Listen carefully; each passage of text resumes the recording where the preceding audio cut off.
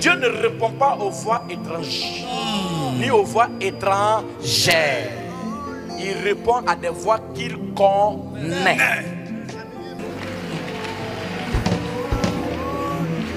Le fou n'a pas crié pour que ses parents entendent. Le fou a crié pour que Jésus entende. La preuve, le numéro de téléphone de Jésus, c'est quoi? Hey. Invoque-moi au jour de la détresse. Jérémie 33, le verset 3.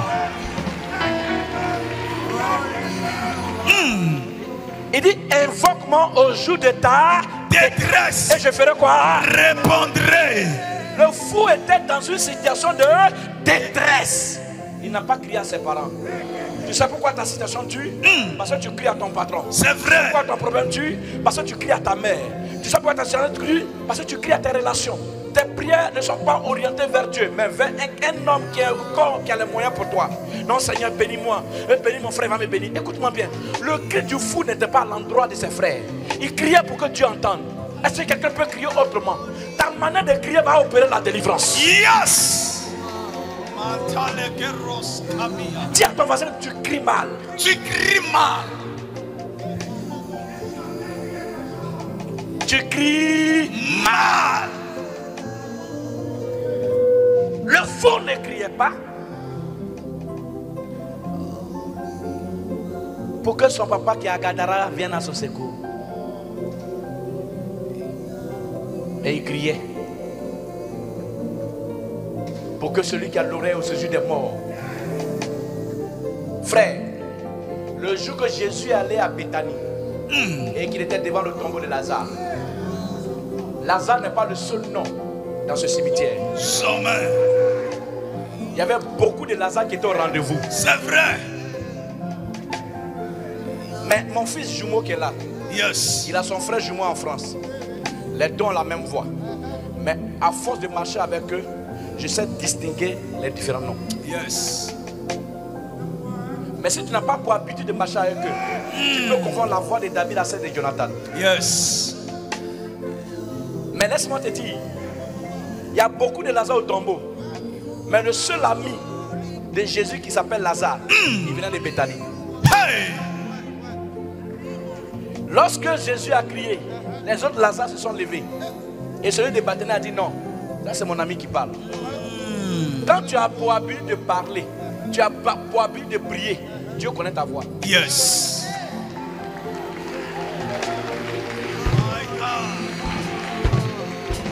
Quand tu cries tout le temps, Dieu s'habitue à ta voix.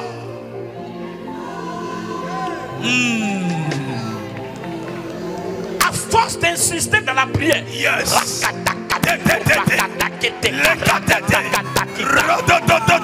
Dieu s'habitue à ta voix. Il pense son oreille comme ça. Il dit c'est mon fils Jacques. Yes. C'est mon fils Jacques qui prie là.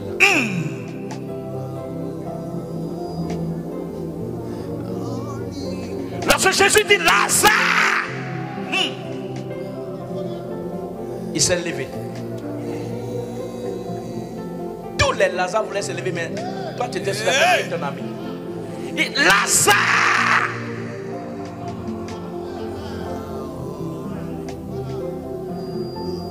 Lazare dit c'est mon gars. Si tu n'es pas habitué à la prière, yes. Dieu ne sera pas habitué à ta voix. Yes. Dieu ne répond pas aux voix étrangères, ni aux voix étrangères. Il répond à des voix qu'il connaît. Frère, la Bible dit, quand le fou de Gadara est revenu de la prière, un vent l'a conduit à la sortie des cimetières. Yes. Et voici Jésus qui vient. Vous voyez, il y a des rencontres. Si tu l'as raté, tu as raté ta vie. Clé. Il y a des occasions, ça ne se fait pas deux fois. Quand ça arrive, soit ça passe ou ça casse. Cela me rappelle le livre de Marc 10, à partir du verset 46, la Bible dit Bartimée était assis en bord de route. Mais quand Jésus entrait, il était en train de compter l'argent. Donc il n'a pas vu entrer. Tu peux être distrait. Et puis ce qui est à toi peut te dépasser. Clair. Beaucoup n'ont pas reçu leur délivrance parce qu'ils étaient occupés à autre chose. C'est vrai. Il y a des gens qui sont occupés à des futilités et Dieu les a dépassés. Bartimée est en train de compter l'argent. Jésus l'a dépassé. Tu peux rater l'opportunité qui se présente à toi parce que tu es distrait. Pour avoir la délivrance, il ne faut pas être distrait. Tu peux être ici, on va prier pour des gens. Et toi, tu ne peux pas être délivré parce que tu es distrait. Il y en a qui sont connectés à leur téléphone. Il y en a qui ont sommeil. Il y en a qui viennent dormir. On dit veiller de délivrance, tu dors. Tu vas retourner tel que tu es venu avec les démons. Celui qui n'est pas concentré ne peut pas avoir la délivrance. Pendant qu'on lève les mains, tu as les bras croisés. Levez-vous, tu es assis. Tu ne pourras pas. La délivrance a lieu lorsque on est accessible. On peut faire la délivrance d'un voleur. S'il dit n'arrête pas là, il va voler le lendemain. Si la prison changeait les voleurs, on n'allait pas avoir de voleurs. Le démon, à la moindre erreur, il frappe. Les démons, parmi les démons, le démon le plus rancunier est le démon de la sorcellerie. Il peut te suivre pendant 10 ans. Il te guette. Quand à l'occasion, il frappe, tu meurs. J'ai vu des démons détruire des vies. Est-ce que vous avez déjà senti l'odeur d'un démon? Vous avez déjà senti l'odeur d'un esprit de mort? J'ai vu les démons de l'esprit de mort. Ils sentent comme du pourri. Les démons ont des réalités. Les démons rendent malades. Derrière une maladie, il y a un démon obligatoirement. Il y en a que des démons maintenus dans la pauvreté. Il y a des filles qui sont dans des foyers. Elles savent pas ce qu'elles ont fait au mari. Il y a une fille qui est quittée de nulle part. T'arraches ton mari. Parce qu'il y a un lien démoniaque dans ta famille qui dit tu ne pourras pas rester dans le foyer. Il y a des réalités que les démons ont dans nos églises. Et les gens jouent avec ça. C'est pas parce que ton église est beau ou belle, ou ton temple est beau, bien climatisé, il y a des luminaires, que les démons vont te caresser. S'ils t'ont attrapé, tu vas rendre témoignage. Les démons n'ont pas peur d'un endroit luxueux. Les démons possèdent parce que ce qui les intéresse, ils ont un challenge, ils ont un défi. Depuis le jardin d'Éden, le jour que Dieu a préféré l'homme par rapport à Lucifer, voici la rancœur. Celui qui croise les bras et joue avec sa vie, il est mort. Il y a des choses qui sont à vos portées, mais les démons les ont saisies. Tant que vous n'avez pas reçu la délivrance, ça ne peut pas avoir lieu dans votre vie. Je parle maintenant à quelqu'un, balance sa main comme ça. Pendant que tu as levé les mains, c'est que ta famille t'a privé. Les démons t'ont privé en ce matin. Je déclare que tu reçois la délivrance. Amen. Je vais terminer, vous allez comprendre mes amis. Il y a des combats que tu ne peux pas mener si tu n'as pas encore reçu la délivrance. La Bible parle de Rachel. Rachel était la femme d'Israël, la femme de Jacob. Quand elle sortait de chez Laban, elle est partie avec les dieux de son père. Les dieux de son père lui ont créé des problèmes. Ce qui a permis, ou alors qui ont causé l'infertilité de Rachel. Il lui a fallu la délivrance. Pour qu'elle ait Joseph. Pour qu'elle ait ensuite Benjamin. La cause de ce qui t'arrive, il y a forcément un démon derrière. Le blocage que tu vis, il y a forcément un démon derrière. Il y en a qui disent, mais je suis pasteur. Pourquoi moi je suis pasteur? Non, écoute-moi bien. Tu es pasteur, mais est-ce que tu as brisé certains liens dans ta famille? Est-ce que tu as brisé certains liens? Est-ce que tu as chassé certains démons? Il y a des démons qui nous suivent. Pas parce qu'on les a attachés ou bien on les a eus, non. Parce qu'on les a eus par le lien de sang. La Bible dit en Jean 1,9, la Bible dit quoi? Il dit, Jésus dit à ses disciples, les disciples posent la question à Jésus, mais le monsieur qui est malade là, est-ce que ses parents ont péché pour qu'il soit malade? Ou alors, c'est quoi? Jésus, ce n'est ni ses parents ni lui-même. mais pour que la volonté se fasse. Ça veut dire quoi? Ça veut dire quoi? Ça veut dire simplement, on peut être possédé par le lien des sangs. On peut être possédé par ses propres erreurs. Yes. Il y a beaucoup de gens qui nous suivent. Nous-mêmes, on n'est pas au courant. Mais ça y est déjà dans notre vie par le lien de sang. Mets les mains sur la tête. Yes. Et tout ce que j'ai contracté par ignorance sort de ma vie. Amen. Dans le nom de Jésus. Amen.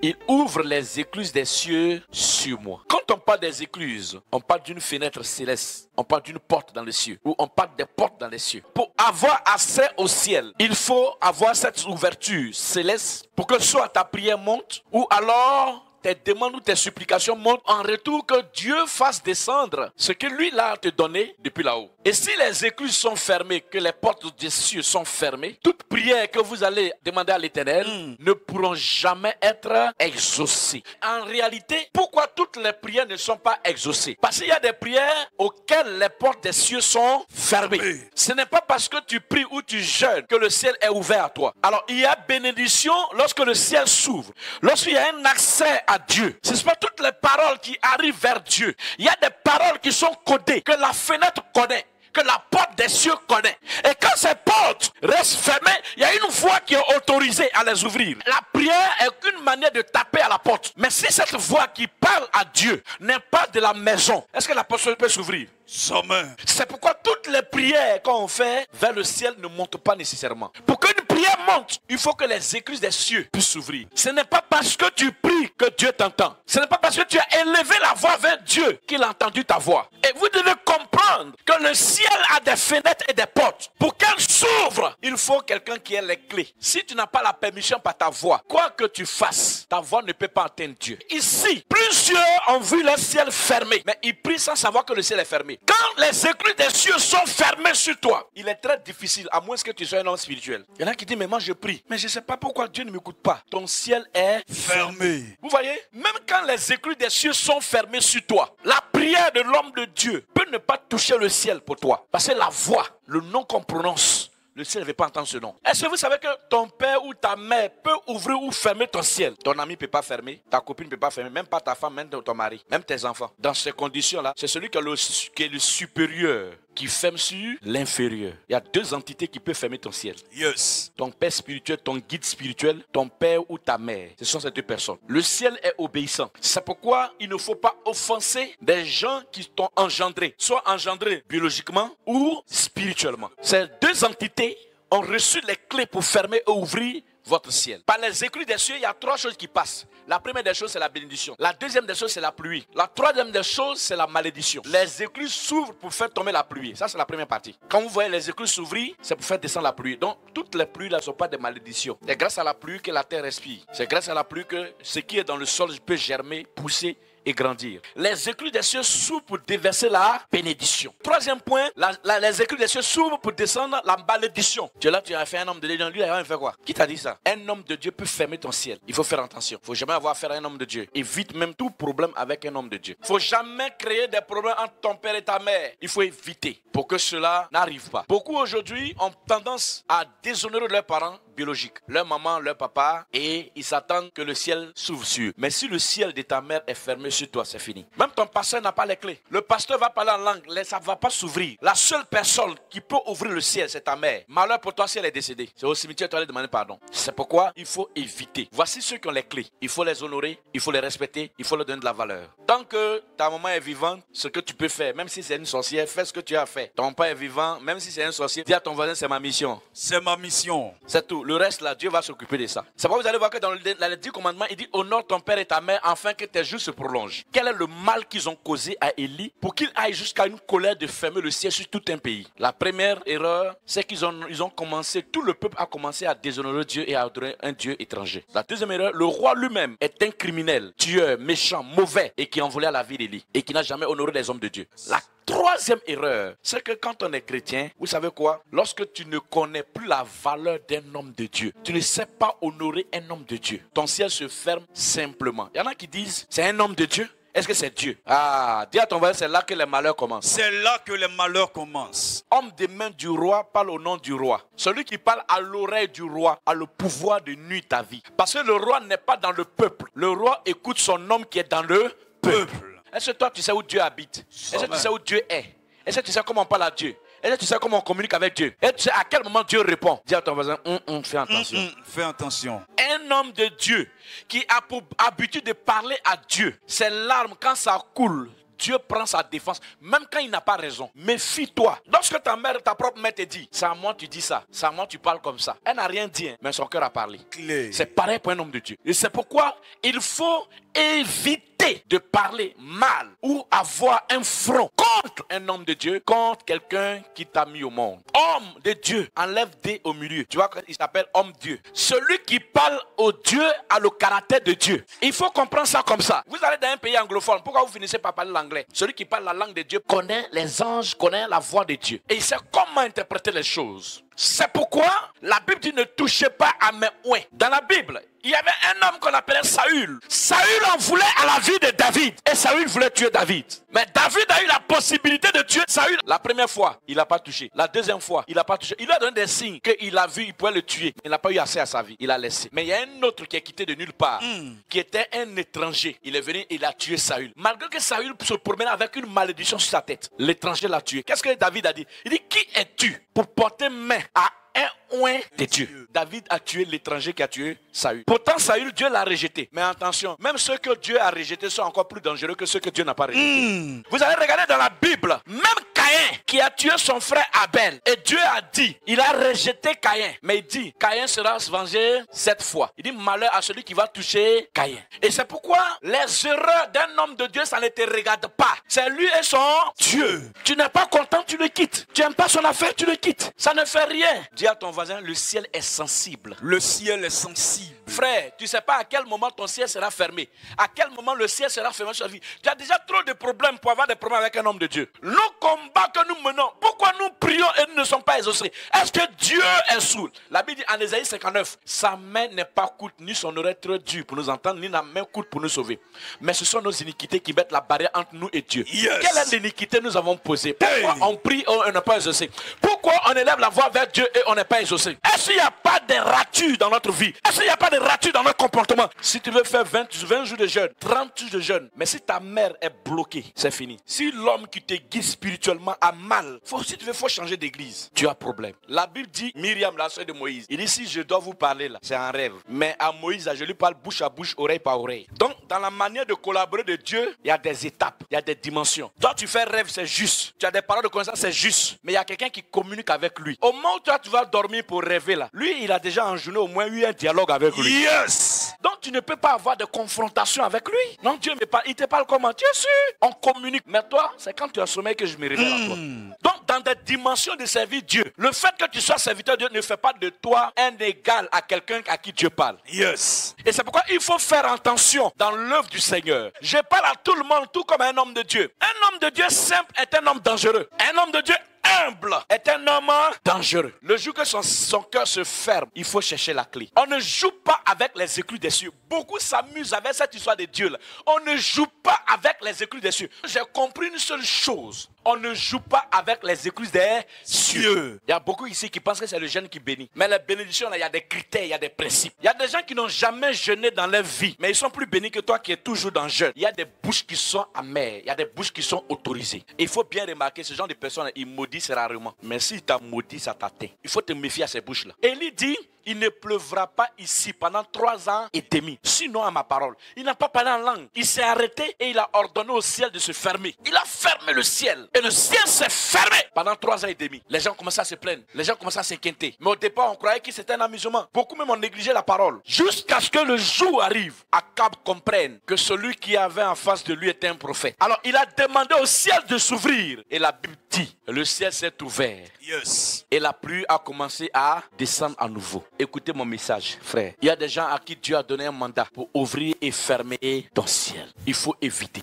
À chaque fois que vous rencontrez quelqu'un qui a une bouche autorisée, il faut honorer la bouche. Il faut bénir cette bouche. Parce que toute parole qui sort de la bouche d'un oint a une efficacité. On ne doit pas jouer avec la voix autorisée. Lorsque vous rentrez en contact avec quelqu'un, que sa bouche est autorisée, il faut toujours recevoir de la personne. Le ciel est ouvert. Amen. Quand ton ciel est fermé, ta terre devient désert. Quand ton ciel est fermé, ta terre devient désert. Ça veut dire quoi? Ça veut dire que quand Dieu ferme ton ciel, la pluie ne descend plus. Tout ce que tu sèmes là, ça ne pousse pas. Tout ce que tu entreprends, ça ne marche pas. Tout ce que tu fais, ça ne marche pas. C'est là que tu dois comprendre que ton ciel est fermé. Tu dois remarquer que ton ciel est fermé. Quand tu commences à entreprendre quelque part, et puis tout ce que tu fais, pendant que les autres font, puis ça marche, pourtant ne marche pas, tu dois te rendre compte que ton ciel est fermé. Quand tu rentres dans un environnement, vous êtes 20, et c'est toi où tu es parmi des personnes qu'on rejette, ou tu fais partie des personnes qu'on rejette, alors que tu as les qualités pour avoir cette possibilité d'être là, c'est que ton ciel est fermé. Ciel fermé, c'est très grave. Toi-même tu pries et puis tu sens qu'on ne t'écoute pas. Tu jeûnes et tu sens que personne ne veut t'exaucer. Ta voix ne monte pas vers Dieu. Quand ton ciel est fermé, c'est très grave. Beaucoup de chrétiens ont eu un ciel fermé par leur attitude, par leur comportement. Un ciel fermé est dangereux. Tu es toujours dans un perpétuel recommencement. Ta vie ne va pas devant, ça ne va pas derrière et tu es bloqué. Quand ton ciel est fermé, on peut te verser l'argent dessus, mais c'est comme si on t'a rien donné. Donc tout ce qu'on verse sur toi, à la minute près, ça tombe dans le problème, dans les difficultés et tu n'arrives pas à investir. Tu n'atteindras jamais tes objectifs. Tu n'atteindras jamais ton objectif. Tu n'arriveras jamais à atteindre le sommet. Toujours en train de batailler, mais il n'y a jamais un résultat probant dans ta vie. Jamais. Maintenant, ce que j'ai à vous dire, il y a des parents qui sont capricieux. Supporte pour que tu ne tombes pas sur le coup de la malédiction. Amen. Ce sur quoi je vais t'entretenir ce matin, le leader de sa famille. Un leader, c'est qui? C'est quelqu'un qui guide. C'est quelqu'un que Dieu choisit pour amener toute une maison sur le droit chemin. Et certainement, il a pour mission de sortir la famille de la pauvreté, soit de la misère, des difficultés. Son rôle, c'est d'endosser la responsabilité de la famille. Je veux dire à quelqu'un, tu n'es pas un enfant banabana de la famille, mais si Dieu t'a mis dans cette famille, c'est parce que tu as une mission à accomplir dans cette famille. C'est vrai qu'aujourd'hui, ça ne se sent pas visiblement, mais je veux t'annoncer ce message ce matin. Beaucoup aujourd'hui ont démissionné parce qu'ils ont été victimes des complots, ils ont été victimes de l'humiliation, certains ont été victimes des attaques, d'autres ont été victimes des injures. Et cela leur a permis de baisser les bras et de se concentrer sur eux-mêmes. Tu as une mission, et cette mission, c'est de te faire relever cette famille, de lui permettre d'exister. Aujourd'hui, des familles n'existent pas parce que des leaders ont été tués par la faute de leurs propres parents, par la faute de leurs propres proches. Certains ne sont plus prêts pour aider quelqu'un dans leur famille à cause de ce qu'ils ont été victimes des injustices. Un leader n'est pas celui qui est toujours aimé, mais celui qui est toujours contesté. Il n'est pas contesté par des gens qui peuvent faire ce qu'il fait, mais plutôt par des gens qui ne peuvent pas faire ce qu'il fait. On est leader lorsqu'on est choisi par Dieu, pas par les hommes. Et on ne devient pas un leader, mais on est leader. On ne devient pas leader parce qu'on a de l'argent. On devient leader parce que Dieu a décidé de faire de nous un leader dans notre génération, dans notre famille et dans notre environnement. Tu n'es pas leader parce que quelqu'un est de bonne humeur. Tu n'es pas leader parce que tu es beau ou tu es belle. Tu es leader par la volonté de Dieu. Tous les leaders sont nés dans les problèmes, vivent dans les problèmes et parfois meurent dans les problèmes. Beaucoup sont en train de dévier leur mission à cause de la méchanceté de leurs proches. Tu ne t'es pas mis en mission, mais c'est Dieu qui t'a mis en mission. Si tu veux regarder le comportement de tes parents, tu ne vas pas aider quelqu'un. Tu sais pourquoi tu n'es plus à ton poste? Parce que tu as regardé au comportement des hommes et non à ta mission. Quand on est leader, on n'a pas besoin d'avoir beaucoup d'argent, d'être immensement riche pour avoir le sens de l'organisation de la maison. Le leader de sa famille, c'est celui qui porte le fardeau de la famille. C'est celui qui organise la famille. C'est celui qui s'imprègne des réalités de la famille. Ce message nous parle à nous tous. On a tous démissionné. On a démissionné de nos maisons, de nos familles, de nos responsabilités. Parfois, on est assis là, on dit mais moi je n'ai rien. Et c'est toujours sur moi on vient. On vient sur toi parce que c'est toi qui es le leader. Pas parce que tu as beaucoup d'argent, mais parce que c'est toi qui es le leader. Les hommes n'ont pas choisi, mais cela s'est imposé à eux parce que Dieu a décidé de t'imposer à eux. Tu vas comprendre pourquoi certaines choses t'arrivent. Parfois tu n'as rien fait et c'est ceux même à qui tu as fait du bien qui n'aiment pas ce que tu es. Ils vont te combattre ils vont te jalouser dans la famille. Et ils trouveront même que tu ne fais pas mieux. Mais quand tu laisses là, ils vont jamais rien faire. Ils vont te jalouser, ils vont te combattre. Mais quand tu te retires là, dis à ton voisin, ils ne peuvent rien faire. Ils n'ont que la bouche pour te combattre. Les premiers ennemis de ta destinée, ce n'est pas les gens d'ailleurs, c'est les gens avec lesquels tu es né dans la même maison, souvent même du même père et de la même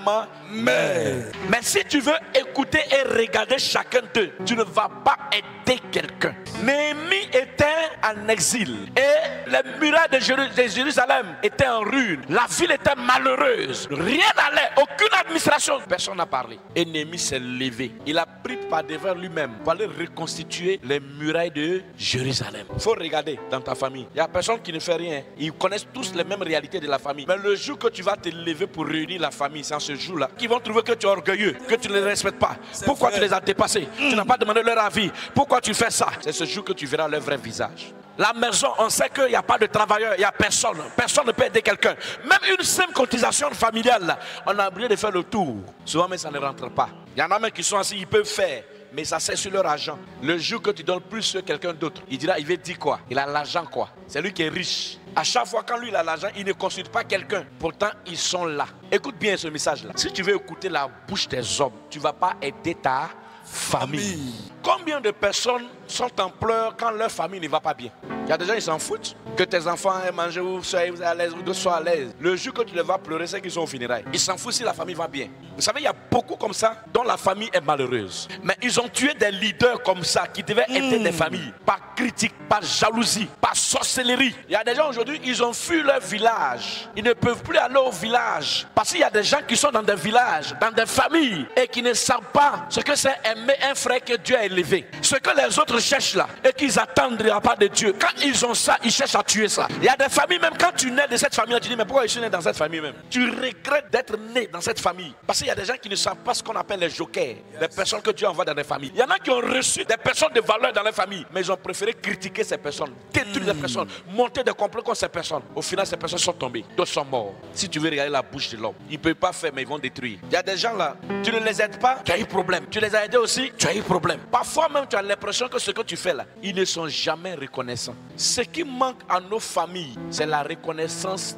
des efforts des autres dans notre vie. Personne n'est obligé de tendre la main à quelqu'un. Sur la terre où nous sommes là, il n'y a pas quelqu'un qui a reçu un commandement que s'il n'a pas aidé quelqu'un, il va aller en enfer. Ça n'existe pas. Non, on est des frères. On peut naître du même père, de la même mère, mais je n'ai aucun droit de t'aider. Le seul engagement que j'ai, c'est mes enfants et ma femme. Tout comme toi demain. Maintenant, si quelqu'un se surpasse pour poser un acte dans ta vie, dans ta tête là, dis-lui que ce monsieur est bon pour moi. Beaucoup voulaient sauver des gens de la noyade, mais ils ont fini par être noyés par celui qui voulait aider. Beaucoup n'ont pas survécu parce que dans des familles, on ne vit que la sorcellerie, on ne vit que la méchanceté. Pourquoi il y a des gens qui ne connaissent même pas la route de leur village? Parce qu'il y a des gens qui sont dans des familles, ils ne savent pas ce que c'est une famille. Si les enfants de Jacob n'avaient pas vendu Joseph, de toute façon la prophétie allait s'accomplir. Donc parfois les gens pensent que quand tu ne fais pas, c'est que Dieu ne va pas t'amener quelque part. Je ne suis pas obligé, ce n'est pas en t'aidant que Dieu me lève. Donc il faut apprendre à honorer ceux qui ouvrent leur paume pour vous. Il y a des gens, ils ne pensent pas famille, ils pensent personnel. Ils pensent que eux, tant que tu leur donnes, ils sont en joie. Le jour que tu arrêtes de leur donner, ça ne les intéresse plus. Et ils sont pleins comme ça dans nos familles. Ils ne pensent pas avenir. Ils ne pensent pas famille.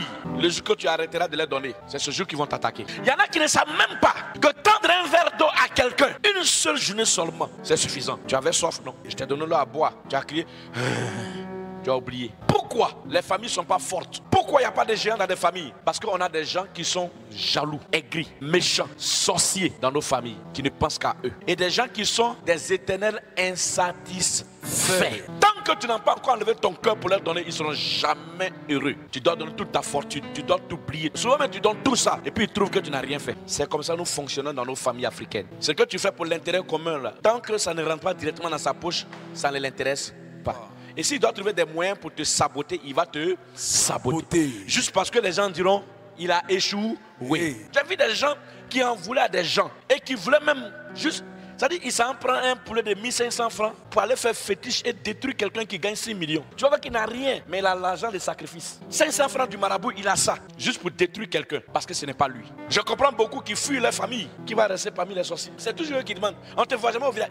Mais dans votre village là-bas, là-haut, on vous connaît. Dieu n'a pas besoin de 10 personnes dans une famille pour qu'elle soit debout. Une seule personne suffit. Pourvu qu'on comprenne que c'est celui-là que Dieu a mis devant. C'est tout. Mais la seule personne que Dieu envoie là, on va le détruire, le torpiller, le marginaliser, le dénigrer, le rabaisser et l'emmener dans tous les sens. Tant qu'il ne tombe pas, on est encore sur lui. Voilà le comportement de nos sociétés. C'est pourquoi on est faible. Souvent même tu es en ville ici, tu n'es pas au village. Tu construis une maison pour dire s'il y a un étranger, vous allez l'héberger. Tu as eu affaire. Il y a des gens qui disent aujourd'hui, si je mets l'entraînement à Abidjan, ils ont raison. Non, il a construit quoi au village? Mais dans vos villages là, vous voulez qu'on construise? Ton frère quitte au village, il t'appelle, je suis à Abidjan. Tu ne peux même pas le recevoir, tu ne sais pas comment il est venu. Souvent les gens cotisent même pour l'envoyer en mission. Juste par le détruire le seul cadre. Comment dans un village, dans une famille, un seul cadre meurt et les vieux sont vivants. Pourtant ils n'ont rien. Et nous avons des sociétés pires dans leur caractère. Et voilà dans quoi nous sommes. Vous voyez, la force de l'ennemi intérieur dépend de la force de l'ennemi extérieur. Si les gens de l'extérieur aussi ont la possibilité de t'atteindre, c'est parce qu'il y a des gens à l'intérieur. Les gens n'aident plus les gens parce que les gens sont mauvais. Mais toi, fais ta part. Tu payes le prix pour tout le monde. Tu te bats pour tout le monde. Il y en a même qui ont beaucoup d'argent. Mais toi, tu n'as rien. Le peu que tu as là, c'est ce que tout le monde veut pour vivre. C'est ça, être leader. Parfois, les gens ne vous combattent pas parce que vous êtes personnellement, physiquement. Ils vous combattent parce que vous êtes en réalité et spirituellement. Si tu n'as jamais été trahi par ta propre famille, c'est que tu n'es pas leader. S'ils n'ont pas fait réunion comme ça contre toi seul, c'est que tu n'es pas leader. Tu vas arriver à un moment où les gens vont s'asseoir.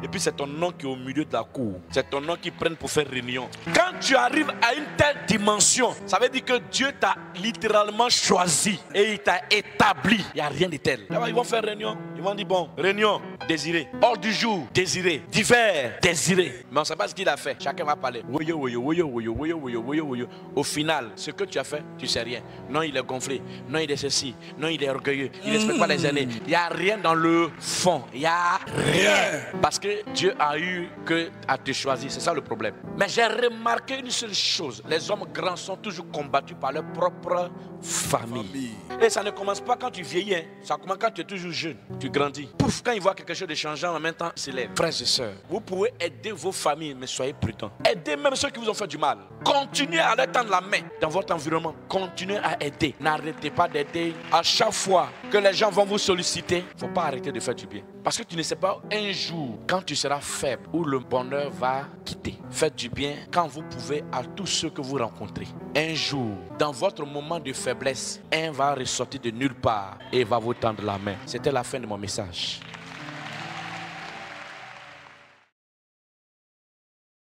Le thème de ce matin, c'est la traversée du désert. C'est quoi le désert? C'est quoi la traversée?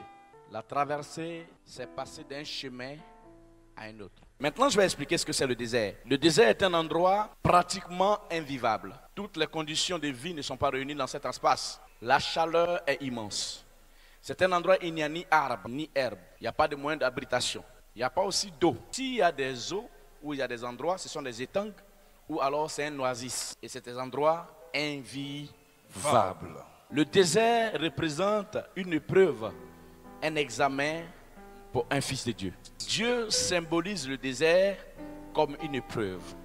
Bien-aimé, il y a une différence entre la souffrance et l'épreuve. La souffrance, c'est quand on vit mal ou qu'on traverse des difficultés. Et à la fin, on n'est pas récompensé. Par contre, le désert ou l'épreuve, c'est lorsque on vit des problèmes pour aboutir à un événement heureux. La souffrance, il n'y a pas de résultat final. Le résultat final de la souffrance, c'est la mort. Mais l'épreuve, c'est un examen que Dieu te fait vivre, qui t'amène non seulement à raffermir ta foi, mais qui t'amène à vivre heureux plus tard. Exode le chapitre 13. Exode chapitre 13. À partir du verset 17. À partir du verset 17. Lorsque Pharaon laissa aller le peuple, Dieu ne le conduisit point par le chemin du pays des Philistins, quoique le plus proche, car Dieu dit, le peuple pourrait se repentir en voyant la guerre et retourner en Égypte. Amen. La Bible dit ici, il s'agit du peuple d'Israël qui a fait 430 ans de servitude en Égypte. Et quand le temps de Dieu est arrivé, il leur a accordé la délivrance par plusieurs actions que Dieu a posées dans le royaume égyptien.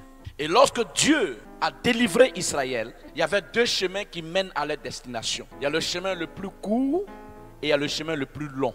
Le chemin le plus court, il n'y a point d'obstacle. Mais le chemin le plus long, il y a un obstacle. Yes. Et l'obstacle du chemin le plus long était le passage par la mer Rouge, qui était l'obstacle d'Israël. Il y a deux chemins qui se présentent à un enfant de Dieu. Le chemin raccourci et le chemin selon le programme de Dieu. Laisse-moi te parler ce matin. Dieu n'emprunte jamais le chemin des raccourcis. Dieu prend toujours le chemin le plus difficile. Et si tu n'as pas pour habitude de suivre Dieu, ouvre tes oreilles que je te parle. Si tu es habitué par les raccourcis, tu vas raccourcir ta vie. La Bible dit, Dieu savait qu'il y a un chemin plus court, plus facile pour Israël d'atteindre Canaan. Yes. Mais il n'a pas emprunté ce chemin. Il a plutôt choisi le chemin qui mène à Canaan en passant par la mer Rouge. Ma question est la suivante.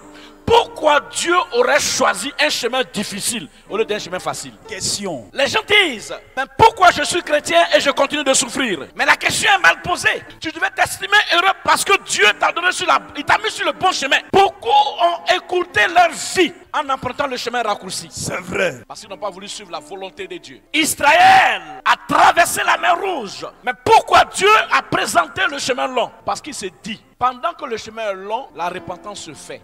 Pendant que le chemin est long, on apprend à connaître Dieu. Amen. Pendant que le chemin est long, les profiteurs t'abandonnent. Yes. Pendant que le chemin est long, les gens qui ne t'aiment pas, qui font semblant de t'aimer, t'abandonnent dans le chemin. Un chemin court. Hey. Tu arriveras avec beaucoup de faux types. Clés. Parce que c'est facile. C'est parce que c'est difficile que vers la fin tu resteras avec des gens qui t'aiment. Il y a beaucoup qui fuient le désert. Parce qu'ils se disent qu'au désert, il y a trop de problèmes. C'est vrai. Un chemin court, hey. Tu arriveras avec des ennemis. Clés. C'est sûr que tu n'arriveras pas avec des gens qui sont vrais. Le chemin le plus difficile à pratiquer, on finit toujours par arriver avec des gens qui t'aiment réellement. Yes. Il dit, je ne peux pas permettre qu'ils prennent le chemin le plus facile parce qu'ils vont arriver avec hypocrisie. Mais comme le chemin est long, au fur et à mesure, ils vont se répandre. Si. Israël a traversé le désert. La Bible dit qu'il y avait une armée derrière eux, l'armée égyptienne qui les poursuivait. Ils ont traversé la mer Rouge. L'armée qui les poursuivait a été engloutie. Yes. Une chose est sûre, dis-le à ton voisin, on ne meurt jamais dans le désert. On ne meurt jamais dans le désert. Israël arrive dans le désert, ils vont traverser des périodes. Arrivé à un moment donné, ils auront besoin de boire. Ils vont rencontrer un étang d'eau, une petite mare qu'on appelle Mara. Ils vont encore aller devant, ils auront encore soif. Ils vont se plaindre. Dieu va permettre à Moïse de frapper le rocher. Et le rocher va s'ouvrir, l'eau va sortir, ils vont boire. Ils vont aller encore devant, ils vont avoir faim. Ils vont demander au Seigneur, les cailles vont venir, la manne va descendre du ciel. Yes. Dieu dit mangez mais ne gardez pas. J'ai envie de dire à quelqu'un, quand on est dans le désert, Dieu pourvoit, mais on n'économise pas. Le désert est fait pour celui qui est amené à une autre dimension. Dieu ne peut pas présenter le désert dans la vie d'un individu si Dieu au préalable n'a pas prévu d'élever la personne. Tout désert est proportionnel à une élévation à venir. Amen. Tout ce que vous vivez aujourd'hui, c'est parce que Dieu prépare quelque chose de nouveau dans votre vie. Yes. Quand tu es dans le désert, tes plus proches collaborateurs ou tes frères deviennent tes ennemis silencieux. Dans le désert, on reçoit des coups. Mais on ne meurt pas des coups. Tout le monde a la possibilité de te taper. Yes. Mais tout le monde n'a pas le droit de te tuer. Amen. Dans le désert, on vit les trahisons. On vit l'humiliation. On vit les insultes. On est rabaissé. Le désert ne s'enseigne pas. Le désert se vit. Hey.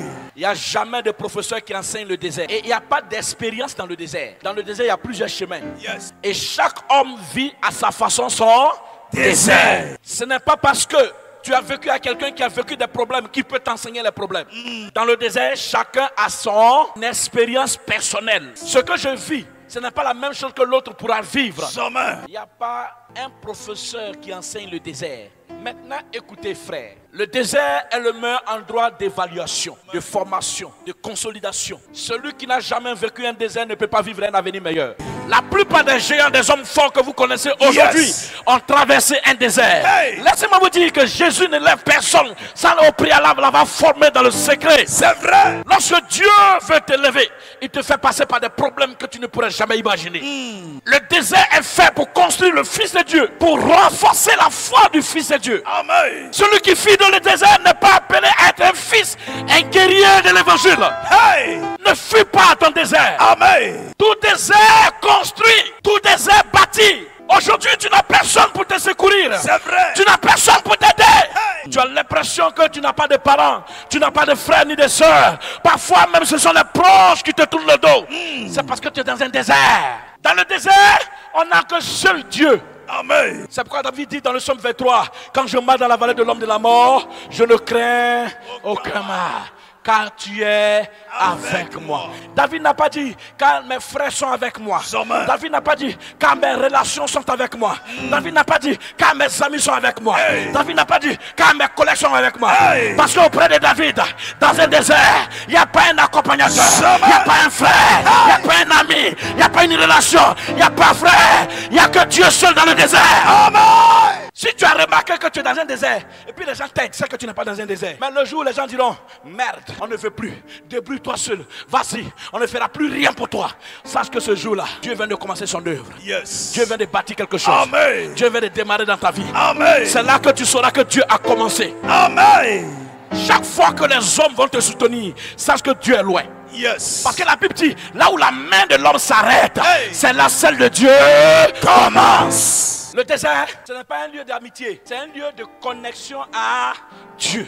Dans le désert, il n'y a pas de stratégie. Parce que Dieu brûle les stratégies. Parce que Dieu chasse toutes tes relations. C'est dans le désert où tu vois que ton propre frère devient ton ennemi, ton adversaire. C'est dans le désert que tu vois que celui avec lequel tu manges te trahit. C'est dans le désert que tu vas remarquer que ta propre sœur, elle va te calomnier. Hey. Celui qui traverse un désert a été admis. Dieu ne soumet jamais un désert à quelqu'un qui n'a pas choisi. C'est vrai. Quand Dieu veut te bâtir, quand il veut te confier les grandes choses, il te fait traverser les problèmes. Parce que c'est dans les problèmes qu'on apprend à gérer. La gestion s'apprend dans le désert. Yes. Celui qui n'a jamais traversé un désert ne peut pas gérer, ne peut pas construire, ne peut pas diriger, ne peut pas orienter, Yes. ne peut pas conduire. Yes. Hey. Si tu n'avais jamais été abandonné, sache que ton désert n'a pas encore commencé. La Bible dit, Moïse avait 3 frères, 2 frères, une sœur, Myriam, Aaron et lui-même. Il a confié une gestion de l'Égypte dans le désert à Myriam. Une autre gestion à son frère Aaron, mais les deux l'ont trahi. Myriam a monté une rébellion parce que Moïse avait marié une Éthiopienne. Elle a ressorti la loi de son pays. Dieu l'a frappé de lèpre. Aaron, à peine 40 jours, 40 nuits, Moïse s'est absenté. Il a bâti des vautours. Il a détourné l'église. Il a laissé la vision. Si vous êtes dans un désert que vous n'avez jamais connu de traître, c'est que ce n'est pas Dieu qui vous éprouve. C'est vrai. Ma rencontre avec le Saint-Esprit.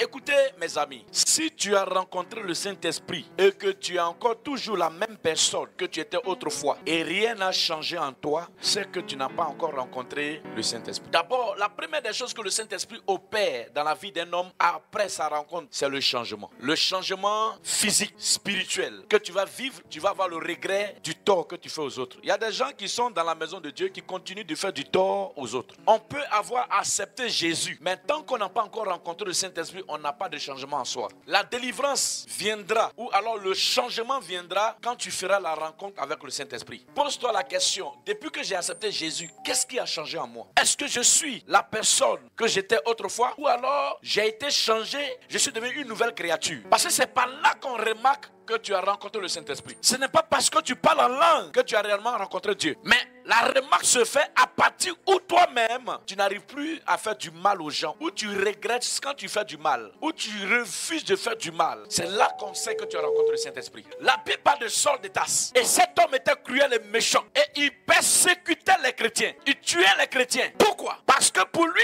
il n'appartenait pas à la même doctrine que eux. Ils étaient des chrétiens de la nouvelle doctrine. Et la Bible dit qu'il avait tellement persécuté les chrétiens qu'un jour, il allait en mission pour persécuter encore les chrétiens dans une autre ville. ville qu'on appelle Damas. Et sur le chemin, il a rencontré le Seigneur. Vous savez, si vous continuez d'être la même personne que vous êtes autrefois quand vous étiez dans le monde, c'est qu'il n'y a pas eu de rencontre entre vous et le Saint-Esprit. Ce qui viendra attester votre vie chrétienne, c'est quand on remarquera que la personne que tu étais hier, là, qu'on ne voit plus la même personne. Si tu étais un bagarreur, et à un moment donné, le fait que tu sois à l'église et qu'on ne remarque plus, tu ne fais plus parler, quand on te provoque, tu es prêt à pardonner ou tu pardonnes, tu demandes pardon, tu passes à autre chose, c'est que tu as rencontré le Saint-Esprit. Mais si tu es toujours la même personne que tu étais quand tu étais dans le monde, pendant que tu es à l'église, tu n'as pas encore rencontré le Saint-Esprit. Le Saint-Esprit se démarque ou alors se fait voir par le changement. S'il n'y a pas de changement physique, changement positif en toi, il n'y a pas de rencontre avec le Saint-Esprit. Mes amis, je voudrais vous dire ce que le Saint-Esprit fait quand il vient dans la vie d'une personne. Le voyage, l'argent, la richesse, le travail, pour lui,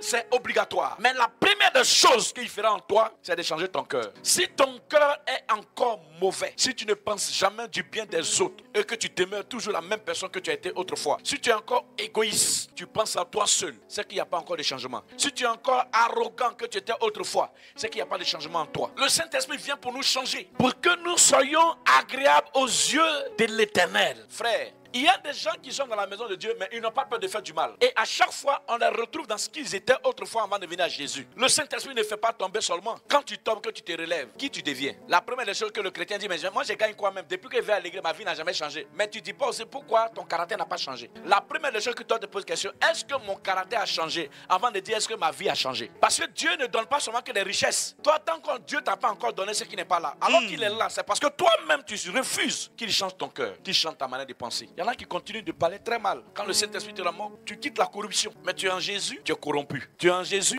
tu continues de faire des fétiches. Tu es en Jésus, tu es toujours chez les marabouts. Tu es en Jésus, c'est toi qui envoies les photos chez les féticheurs. Et on te demande, non, j'étais trop coincé, comme Dieu ne répond pas vite là. Quand le Saint-Esprit entre en toi, tu ne cours plus vers les féticheurs. Quand le Saint-Esprit entre en toi, tu ne cherches plus les marabouts. Le jour qui te touche, ce que tu faisais de mal là, tu ne le fais plus. Faut pas que tu te perdes. Qu'est-ce qui n'a pas marché? Tu peux pas être en Jésus, avoir rencontré le Saint-Esprit, et puis tu es corrompu, et puis tu es voleur. Pourquoi? Il y en a qui mentent jusqu'à...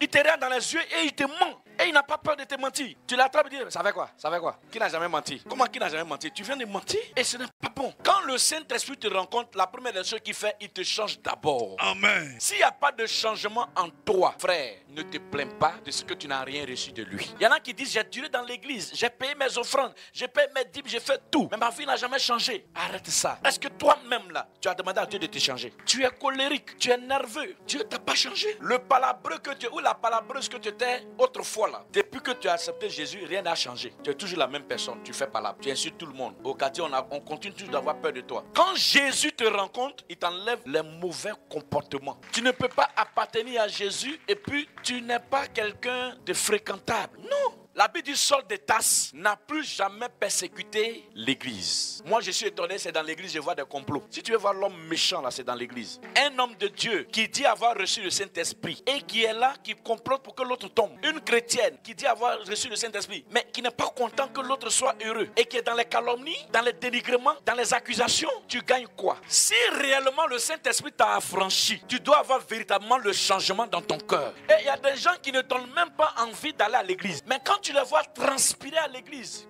le pasteur, il faut le voir prêcher.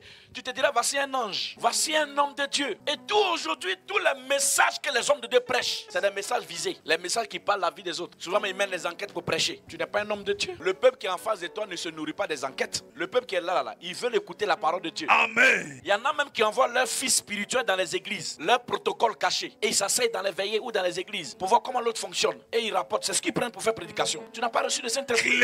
La Bible dit, Paul n'a plus persécuté l'église. Mais les véritables persécuteurs de l'église ne sont pas dehors, ils sont dans l'église. On les retrouve au milieu des chrétiens. Parce qu'un homme de Dieu ou un chrétien ne peut pas parler mal d'un autre chrétien. À moins que vous ne confessez pas la même foi. Sa parole t'a affranchi et tu es réellement libre. Là où le Saint-Esprit entre et puis il n'y a pas de changement, c'est un démon qui est entré. Ce n'est pas l'Esprit de Dieu. L'Esprit de Dieu va te permettre d'être humble, d'être effacé, d'être accueillant, d'être souriant et de marcher dans les valeurs chrétiennes. Ça sert à quoi de mettre la peinture sur une maison si l'intérieur est sale? Tu es chrétien d'apparence. Tu as porté costume, boubou pour venir. Mais au fond de toi, tu n'es pas propre. Ton cœur est noir.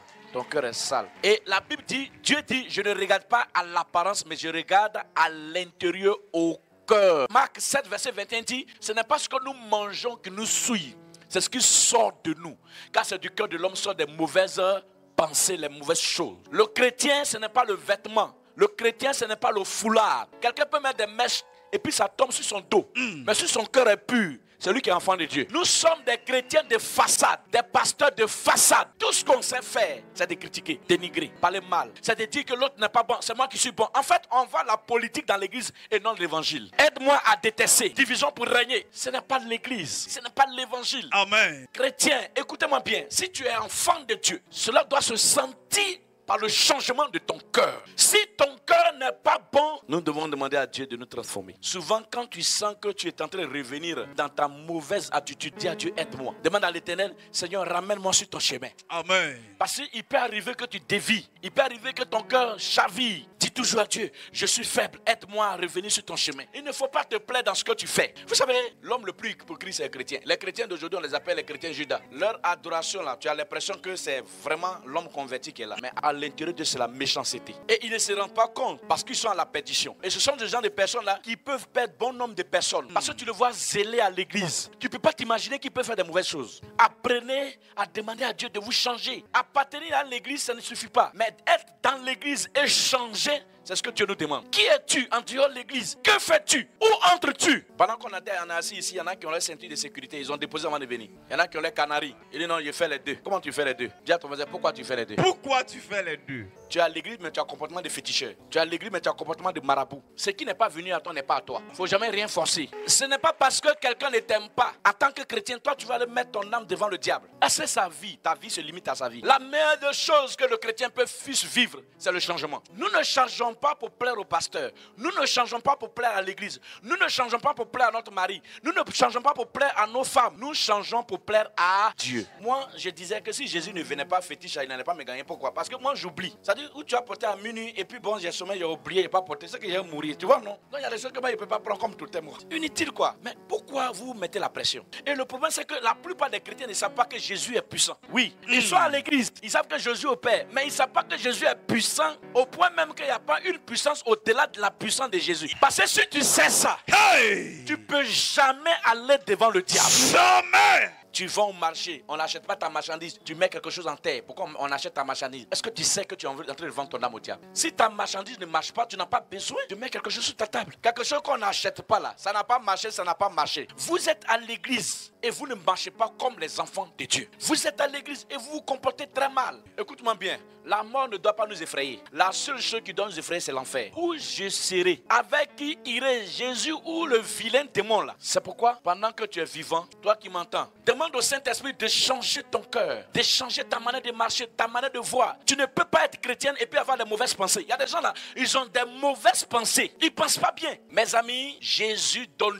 tout. Amen. Mais avant qu'il ne te donne tout, il te change. Le changement, il est d'abord prioritaire. Vous savez, il y a deux catégories d'hommes. Il y a ceux qui chantent de façon radicale. Et puis il y a ceux qui chantent de façon progressive. Mais toi-même, tu ne fais pas partie de ces deux cas. Et ce que je vais terminer par ce mot pour dire, la vie chrétienne, on ne copie pas sur l'autre. On ne suit pas un homme, on suit Dieu. On n'a pas accepté un homme, on a accepté Dieu. On lit la parole de Dieu, on ne lit pas la parole d'un homme. Jésus doit vous transformer. Parce que le jour que tu seras devant le dernier jugement, il n'y a pas pasteur, il n'y a personne. Toi et puis ton procès, vous êtes seul à seul. Et Dieu va te poser la question, qu'as-tu fait sur la terre? Mon problème, je ne veux pas que Dieu m'arrête quelque part et me dise, Maï, tu as passé tout ton temps à prophétiser là. Les gens là, ils ne sont pas venus. Ils sont où? Des milliers de personnes là. Il n'y a pas un qui est converti. Vous pensez que moi, mon cas sera facile là-bas? Il faut que tu comprennes que les actions que nous posons sur la tête des hommes là, ça nous suit. Frère, je te demande pardon. Demande à Dieu de te changer. La mort peut intervenir n'importe quel moment dans ta vie. Yes. Qui t'a dit que maintenant on vieillit pour mourir? Et tu es là, tu as bouteille de Lucas ici, tu as pastis ici, tu es devant. Tu t'en fous. Quand on dit de changer, tu dis, oh le pasteur là, oh, il ne prêche plus. Frère, il faut lutter avec le mal qui est en toi. Ce qui te retarde, il faut lutter avec. Personne n'est parfait, personne n'est juste. Chacun a des défauts. Il faut veiller sur son cœur. Il faut demander à Dieu de changer son cœur. Si tu étais quelqu'un qui méditait toutes des mauvaises pensées, demande à Dieu de changer ton cœur et de donner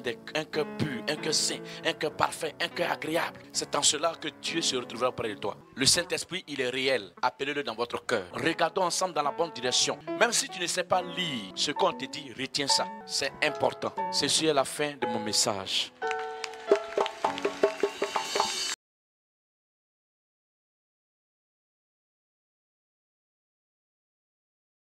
si ton mal n'est pas arrivé à la pourriture, les gens ne sauront pas la grandeur de ton Dieu. Si ton problème n'est pas arrivé à ce qui est gâté,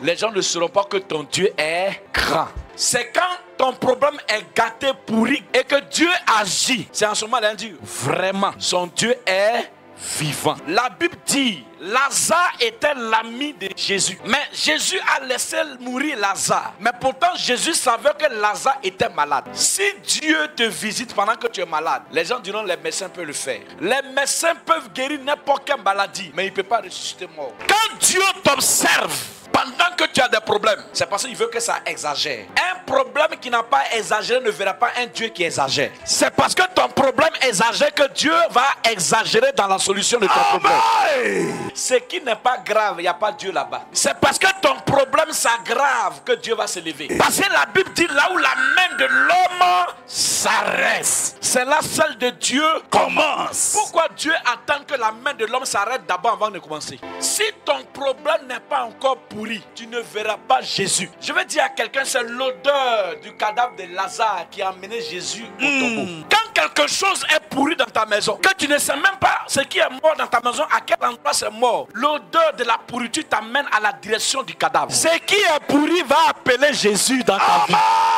Si tu ne vois pas encore Dieu agir, c'est que ton problème n'est pas encore pourri. C'est parce que Lazare est pourri que Jésus est arrivé au tombeau. Si ton problème n'est pas encore pourri, tu ne verras pas Dieu. Il y a des moments où Dieu ne regarde pas, mais il sent. Il veut que ton odeur arrive à lui. Je vais dire à quelqu'un, le score de Salomon, est-ce que ce sont les bœufs qui sont montés vers Dieu? Ou alors la viande de bœuf qui est montée à Dieu? Non. La Bible dit, Dieu a senti quoi? L'odeur de la fumée, de la viande que Salomon a consumée est montée jusqu'à Dieu. Frère, c'est parfum qui attire Dieu. Si Dieu n'est pas encore en train de regarder dans ta direction, c'est que ton problème n'est pas encore pourri. Mais là n'est pas mon problème. La Marie qui parlait et qui a dit à Jésus, il sent déjà. C'est la même Marie qui a offert le parfum à Jésus. Toutes les mauvaises odeurs attirent les bonnes odeurs. C'est parce que tu sens que tes vêtements sentent que tu prends un parfum pour mettre dans tes vêtements.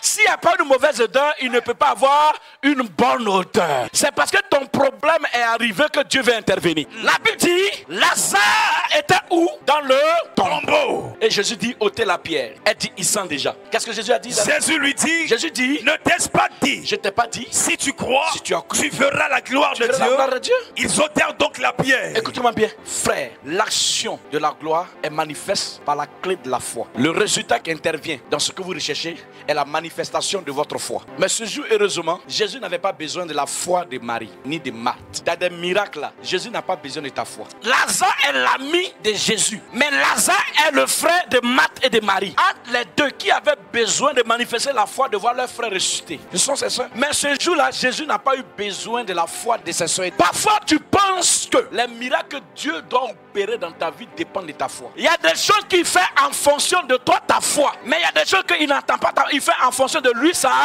gloire. Regardez la prière de Jésus. Il dit quoi? Père, je sais que tu m'as toujours exaucé. Fais-le pour eux, pas pour... La Bible dit en Jean 9:1, il dit, le malade qui est aveugle là. Jésus pose la question, Pierre dit, mais Père, est-ce parce que ses parents ont péché qu'ils soient aveugles ou alors lui-même? Jésus dit non, ce n'est pas parce que lui il est péché, ni lui-même ses parents. Non, c'est pour que la gloire de Dieu soit manifestée. Il y a des problèmes qui t'arrivent parce que Dieu veut montrer à tout le monde qu'il est le Dieu de ta vie. Je suis en train de dire à quelqu'un, ce qui t'arrive là, c'est pas parce que tu as un problème avec Dieu. Parce que lui il veut montrer aux gens qui t'a choisi. Parce que lui il veut démontrer qu'il est le Dieu de ton salut. Parfois il y a des situations, ce n'est pas toi qui les règles, ce n'est même pas ta petite prière qui les règle. Je veux dire à quelqu'un ce matin, la délivrance que tu vas avoir, elle ne va pas rester dans les quatre murs de ta maison. Même le quartier sera choqué de la grandeur de ton Dieu. Jésus dit, ôtez la pierre. Ôtez la pierre. Frère, en français quand on dit ôter, c'est un ordre. Il n'a pas mis s'il vous plaît. Ce qui va arriver dans ta vie, ce n'est pas négociable. La bénédiction qui va descendre dans ta vie, on ne va pas demander la vie de tes parents. Jésus pouvait dire, comme sa soeur a dit, ils sont déjà, on va laisser.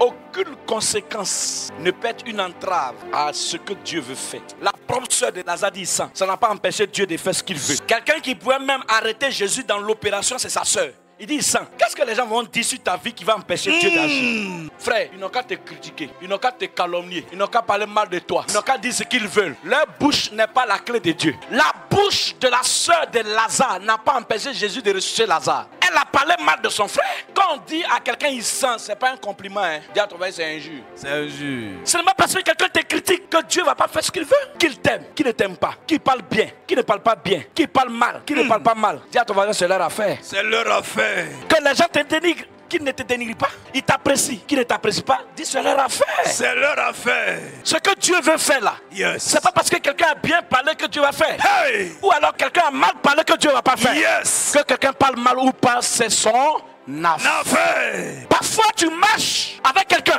et puis la personne pense mal de toi. Qui t'a dit que ses pensées vont empêcher Dieu d'agir? Ce sont ses pensées. Il peut penser bien comme il veut. C'est lui qui contrôle ses pensées. En quoi est-ce que ça met un arrêt à ta gloire? Frère, il y a des prières là, c'est pas pour toi. Il y a des bénédictions là, c'est pas pour toi. Parfois Dieu a besoin de te bénir pour fermer la bouche. Dis la bouche de tous ceux-là. La bouche de tous ceux-là. Sinon toi tu sais que il a fait, il n'a pas fait, vous êtes ensemble. Dieu va te bénir pas pour que tu sois à l'aise. Pour que ceux qui bavardent là, il la ferme un peu. Ceux dans ta famille qui disent mais tu pries Dieu là, tu es à quel niveau là? Pour qu'il la ferme un peu. Dans ce mois de juillet, si quelqu'un a parlé dans sa famille, c'est que c'est fantôme. Ceux qui ont critiqué ta vie dans le silence, dans la cachette, ils vont venir rendre témoignage publiquement. La Bible dit. Ayant dit cela, il cria d'une voix forte: Lazare! Lazare! Sors! Sors! Et le mort sortit. La Bible dit, quand il a crié le nom de Lazare, Lazare est sorti. Les pieds et les mains liés de bandes. Voilà. Il y a une différence entre la résurrection et la délivrance. Ton âme peut être sauvée et puis les liens de ta famille peuvent te lier. Jean 3, c'est car Dieu a tant aimé le monde qu'il a donné son fils.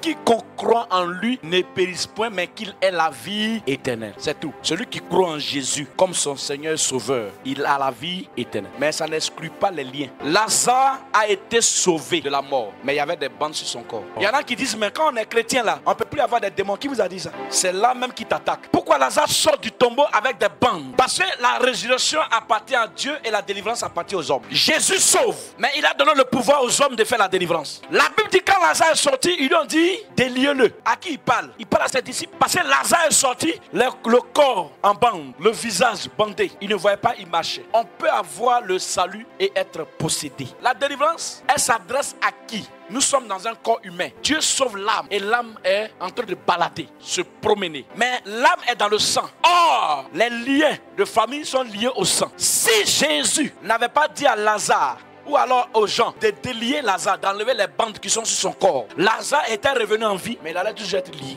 Parfois, beaucoup pensent que le fait d'aller à l'église suffit. Ils n'ont plus besoin de délivrance. Ils n'ont plus besoin qu'on prie pour eux. Qui vous a dit ça? Plein de personnes qui n'ont pas compris la profondeur de cette parole sont restées liées. Frère, l'affaire de Dieu là, ce n'est pas une affaire d'orgueil. Vous n'avez jamais vu un pasteur sous là? Vous n'avez jamais vu des pasteurs qui ont des enfants dehors? Parce qu'ils croient que être pasteur ça suffit. Ça ne suffit pas. Les liens des familles te suivent. Il y a beaucoup de chrétiens qui sont sous influence de l'ennemi. Mais ils pensent que le fait d'avoir accepté Jésus, ça suffit. Non, la délivrance est d'actualité dans ta vie. C'est pas parfois tu dois accepter que le Seigneur te visite et qu'il te libère. Pourquoi dans nos églises le mal existe toujours? Est-ce que Judas pouvait trahir Jésus réellement? Pourquoi il a trahi? Parce qu'il est possédé. La première des choses qui a possédé Judas, c'était le démon de la cupidité. Il a commencé d'abord à lutter sur l'argent, ensuite sur le parfum, et à la fin, lutter le trône de Jésus. Mais Judas n'est pas fidèle, c'est un apôtre, un disciple de Jésus. Ne dis pas aux gens, non mais on est pasteur ou on est chrétien. Faut quitter dans ça. Si on ne prie pas pour toi, tu auras un pied dedans, un pied dehors. Si l'amour suffisait, les couples n'allaient pas se divorcer. Vous devez comprendre par là, accepter Jésus ne suffit pas. Il faut aller plus loin. Nous, les Africains, on a d'autres réalités. Toi et moi, peut-être que tu es la première génération qui a accepté Jésus dans ta famille. Et tu sais très bien que ton père même, c'était un féticheur. Ton grand-père, là, on n'en parle plus. Et tu dis non, comme j'ai accepté Jésus, les démons vont me laisser tranquillement. Or, tu sais très bien qu'à chaque moment, ça te tente. Tu connais la vérité dans ton cœur. Souvent, tu n'as plus envie d'entendre parler de Jésus. Pourquoi? Parce qu'il y a des démons qui, depuis avant ta naissance, existent, qui te poursuivent. Et parfois, qui influencent ta décision. Le salut est la première des choses qui nous envoie au ciel. Mais la délivrance, Dieu nous en donne le pouvoir. Nous avons reçu l'autorité et le pouvoir de chasser les démons. Un homme de Dieu qui arrête de chasser les démons appartient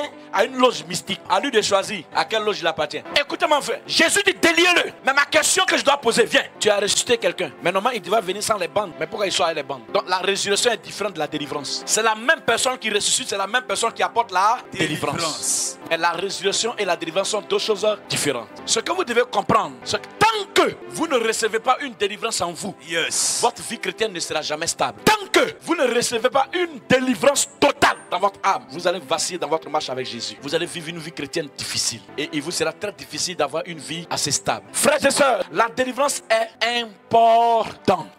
L'église évangélique La Montagne des Oliviers vous ouvre les portes d'une nuit surnaturelle. Un rendez-vous céleste, un cri prophétique retentit. Viens vivre le règne de Dieu pour ta destinée. Power.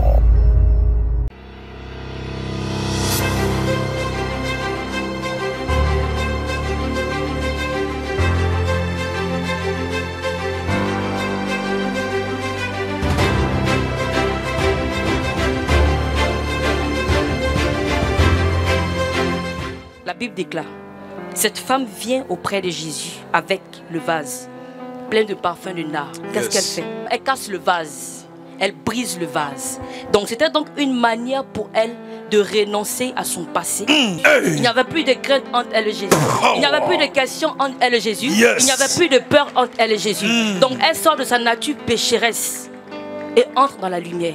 À quel stade de ta vie es-tu aujourd'hui? À quel stade de ta vie es-tu avec Jésus? Es-tu au stade des questions? Mais pourquoi ceci? Mais pourquoi cela? Mais pourquoi ça? Mais pourquoi ça? Il faudrait savoir une chose, la Bible déclare, venez à moi vous tous qui êtes fatigués et chargés, je vous donnerai du repos. Il faudrait savoir qu'à un moment donné, il faudrait compter sur la grâce de Dieu et lui faire confiance. La Bible déclare, cette femme ne verse pas quelques gouttes du parfum. Elle ne verse pas le quart du parfum. Elle ne verse pas la moitié du parfum, mais elle brise le vase. Il faut une consécration véritable pour que la chair et ses réactions disparaissent. Il faut une consécration absolue. Pour que la chair et ses passions disparaissent, il faut une consécration authentique. Il faut se laisser briser, façonner pour l'éternel. Il faut une repentance véritable. Mais aujourd'hui, on a orienté notre objectif en tant que chrétien ailleurs. À cause de notre raisonnement, à cause de nos idéaux, à cause de nos pensées, à cause de nos choix, nous avons orienté l'objectif premier ailleurs. Bien-aimé, peu importe ce que tu fais dans la maison de Dieu, peu importe ce que tu fais dans la vie d'un homme de Dieu ou auprès d'un homme de Dieu, tes actions parleront toujours en ta faveur. Amen. Que ce soit des actions minimes, continue, parce que Dieu les voit. C'est pourquoi je déclare dans ta vie que toute action dans la maison de Dieu, dans la vie d'un serviteur de Dieu, que cela parle en ta faveur. Que Dieu ouvre les cieux et te répondre favorablement. Parfois nous les chrétiens, on s'estime trop purs. On se voit trop juste. On se voit irréprochable. C'est vrai. Par rapport à l'autre parce qu'on connaît son péché. Mais la Bible déclare que tous sont péchés et sont privés de la gloire de Dieu. Dans le tous, il n'y a aucune exception. Il faudrait savoir que l'église est une clinique où nous venons tous à faire différentes pathologies. Et ce n'est pas parce que tu penses que ta pathologie est moins grave que l'autre que tu vas mépriser cette personne. La Bible déclare, enlève la paille qui est dans tes yeux avant d'enlever la poupe qui est dans la mienne. Cette femme savait que celui qu'elle venait voir ne pouvait pas la juger. Parce que par la suite, qu'est-ce qu'il dit? Il dit, va, car tes péchés te sont pardonnés. Cette femme savait que celui qu'elle partait voir était différent de tous. Il était plus qu'un père. Il était plus qu'un mari, il était plus qu'un frère, il était plus qu'un ami. C'était un homme exceptionnel. Elle savait que les questions à ses besoins se trouvaient en cet homme. Et aussi les questions à sa problématique se trouvaient en cet homme. Mais qui est-il? Aujourd'hui, tu te plains. Ma vie ne tourne pas bien. Je vis certaines conditions. Les choses sont difficiles. La maladie que j'ai là, vraiment ça dure. Je ne sais plus où mettre la tête. Les problèmes m'envahissent. C'est compliqué. Je viens à l'église, rien ne change. Mais les questions que tu te poses se trouvent en ce tombe de Galilée. Mais qui est-il?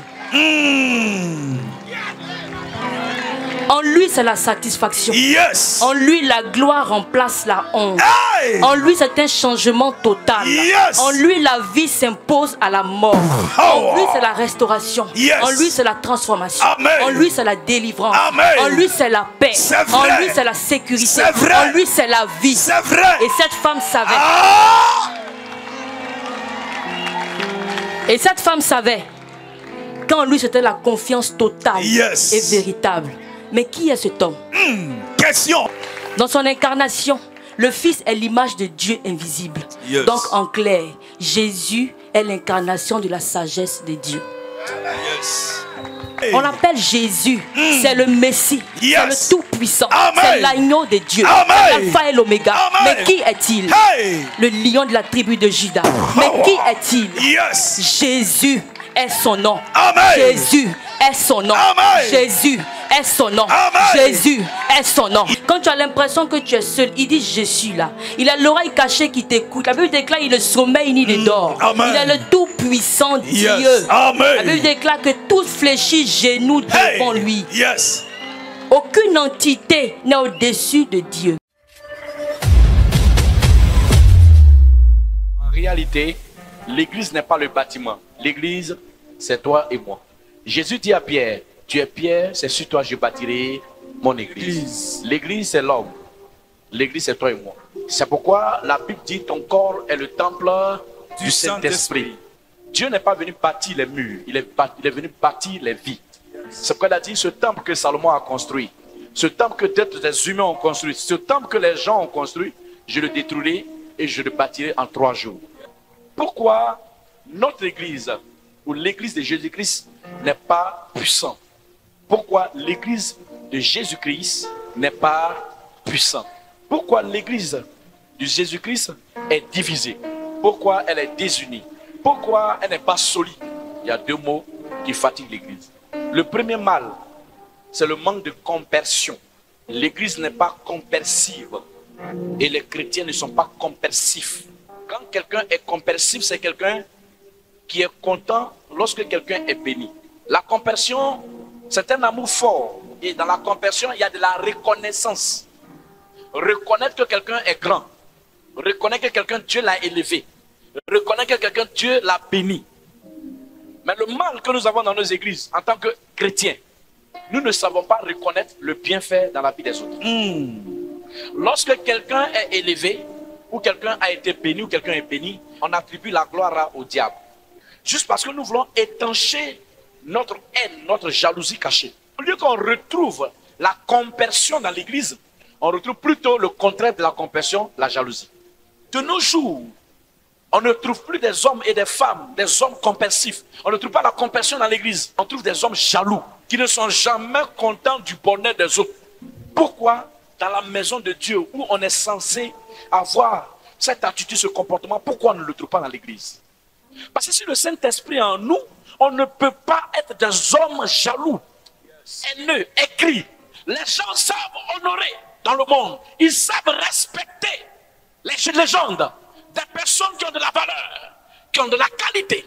Mais dans l'église, nous les chrétiens, on ne s'est jamais honoré. Et quand tu souffres, ils ne compatissent pas.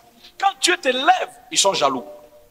Tu ne verras jamais un homme de Dieu élever le micro pour dire oui, tel homme de Dieu dans telle commune, vraiment, lui, là, Dieu avec lui. Parce que les apôtres combattent les prophètes. Les pasteurs combattent les évangélistes. Les prophètes combattent aussi les docteurs. Mais qui va rester dans une église où on le combat? Question. Mais il va sortir par aller faire son église. Et on est étonné que chaque prophète a son église. On ne sait pas reconnaître les dons que Dieu a donnés aux uns et aux autres.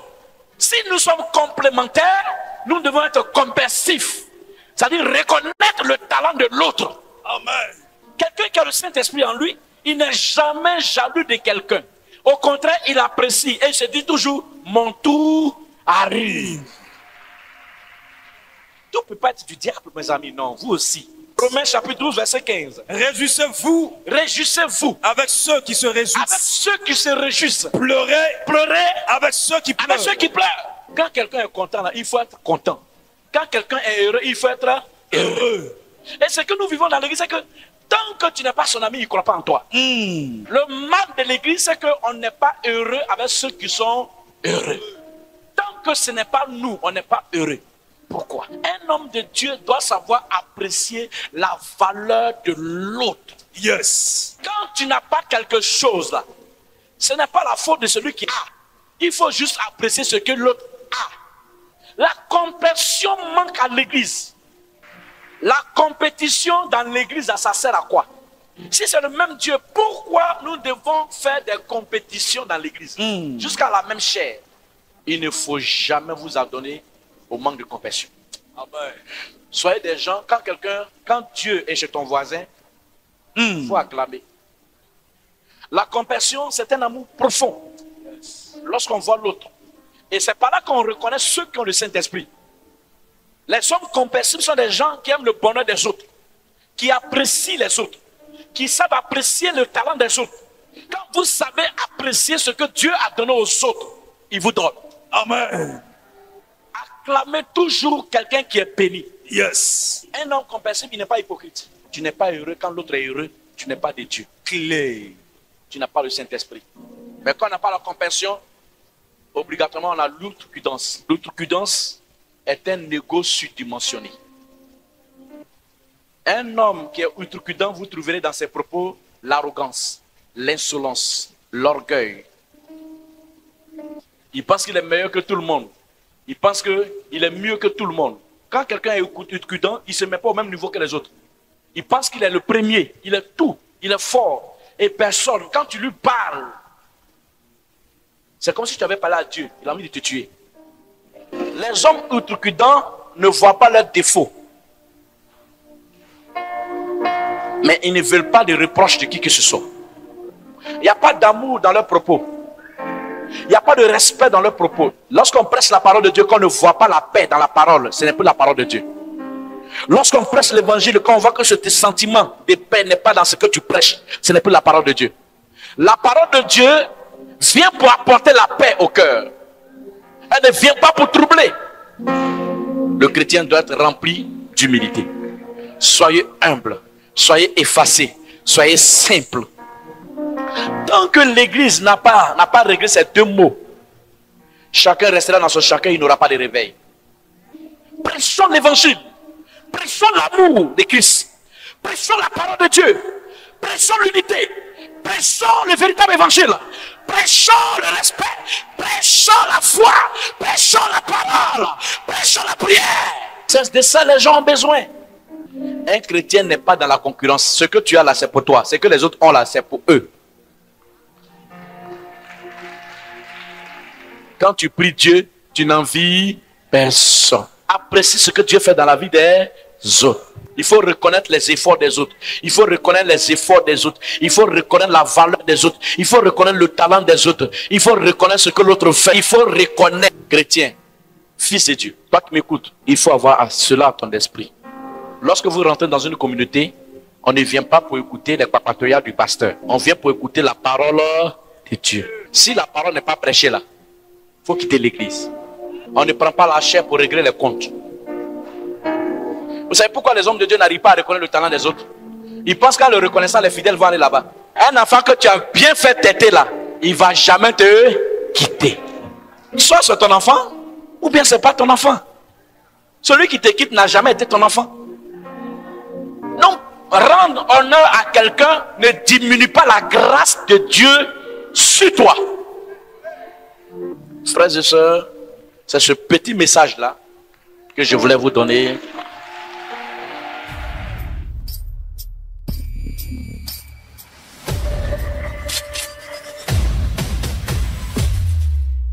Il y a des humains et puis il y a les êtres vivants. Il y a deux races dans le monde. Il y a la race des êtres vivants et la race des humains. Mais ce matin, tu feras la différence. À quelle race appartiens-tu? Et à quelle race ta famille appartient? Maintenant, ma question est la suivante. Pourquoi l'homme a été créé? Beaucoup diront pour dominer. Or, c'est faux. Il y a des êtres vivants et puis il y a des humains. Les humains tombent. Les êtres vivants sont vainqueurs.